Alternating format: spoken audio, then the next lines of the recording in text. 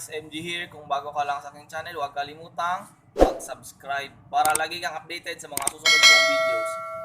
Ngayon guys, ipapakita ko sa inyo kung paano mag-upgrade ng memory sa Asus G531 GT. At yung memory na gagamitin ko is Kingston 2666 MHz DDR4. Okay guys, simulan na natin guys. Guys, gagamit ako ng foam para maiwasan magkagasgas yung LCD cover.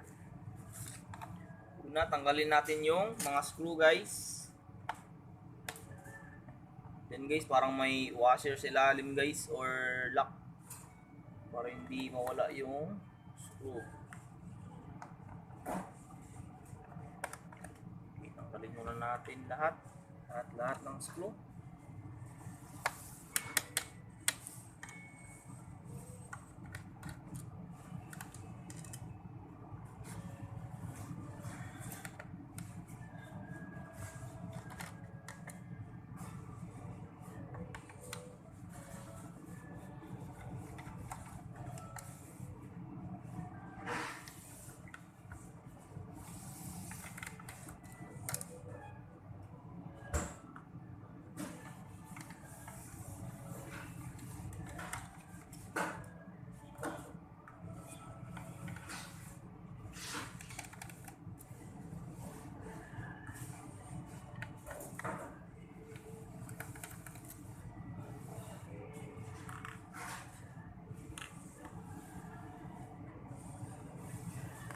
Guys, gagamit tayo ng prying tool.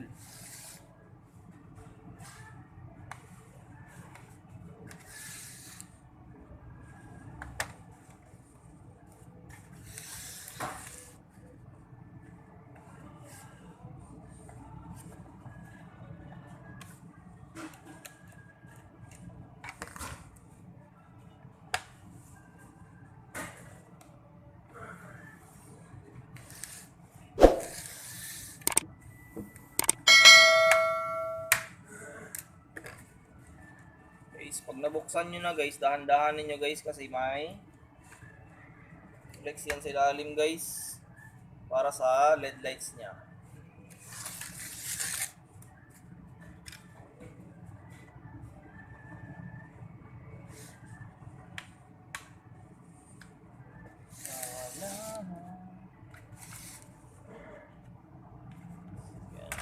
Yan.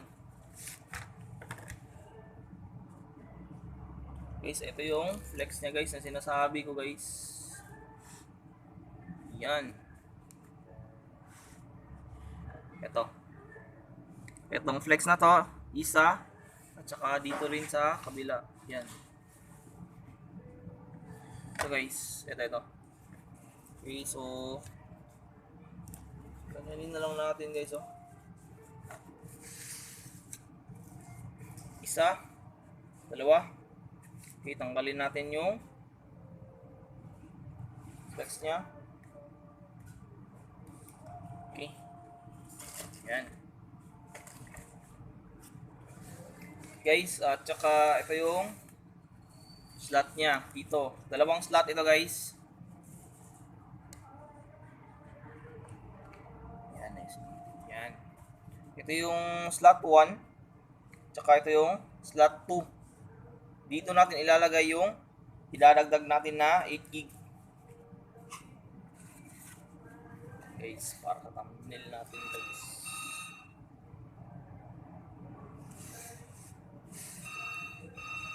Yan.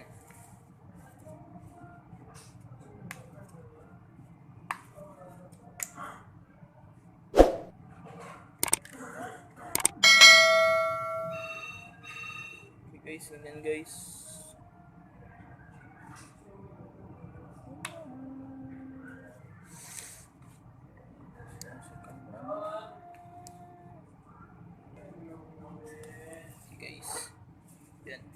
Patuloy tayo.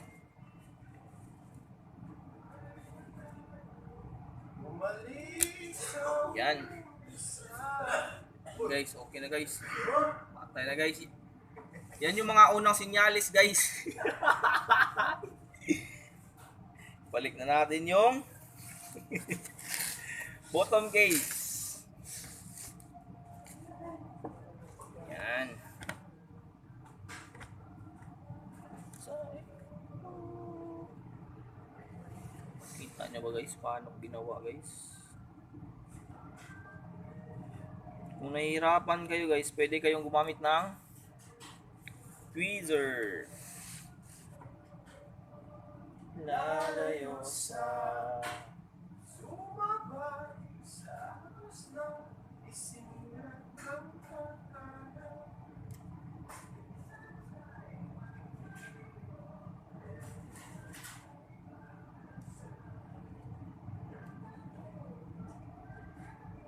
Yan. Okay na. So dito rin. Yes, buka natin panda rin guys. Oo.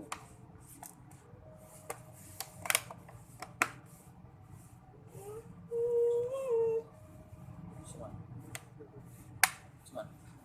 Okay na na. Gina siya dito malak. Yan, unahin natin ito guys.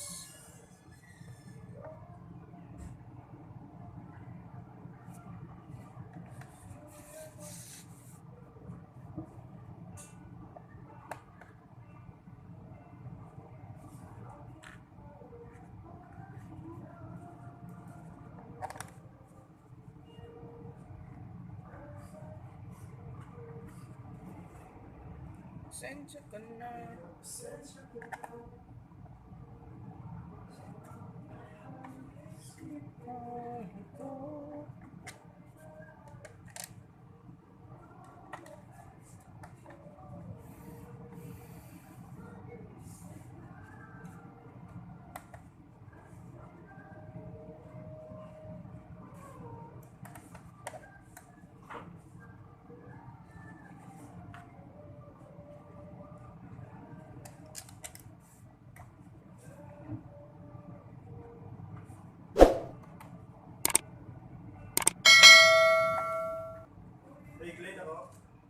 Oh, clean na bay.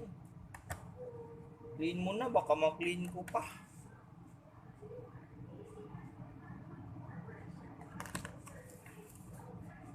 Okay guys, buka natin panda rin guys. Lalayo sa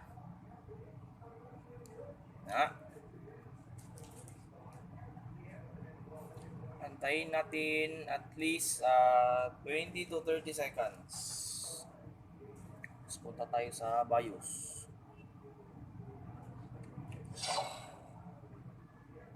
Yan. Punta tayo sa setup. Guys.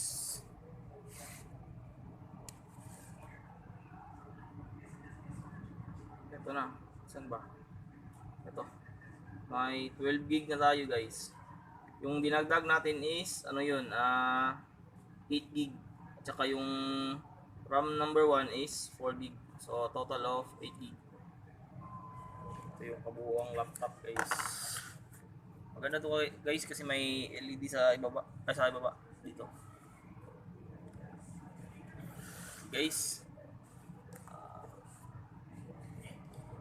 bago tayo magpaalam, huwag kalimutang mag-like, share, at subscribe para lagi kayong updated sa mga susunod kong videos. Peace!